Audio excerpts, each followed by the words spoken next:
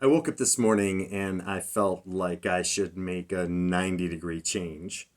So don't panic. I talk to everybody in my lives, I've decided, the same way that I talk to my middle school students. And it's not to be taken in a condescending way. That's not it at all. I spoke to my middle school students, preparing them for adulthood. So I spoke to them as adults.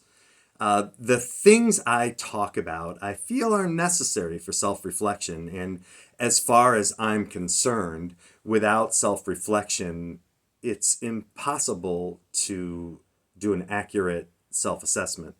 And we need to do self assessments along our path every once in a while, anyway. I have things to say that I feel pretty sure about. And actually, my wife always asks me, okay, so, Guy, how are you always so cocksure about everything that you say?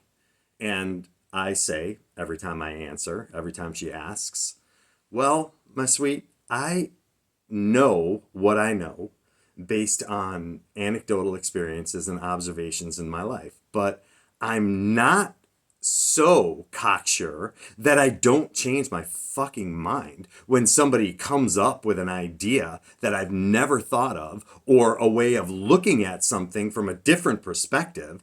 I mean, our minds are supposed to be like parachutes. They don't work the way they're supposed to unless they're fully open. And that's the truth. So, with that in mind, I wanted to just touch on perspective since I brought it up. And I think perspective is based on, or at least relies heavily on, our level of self awareness.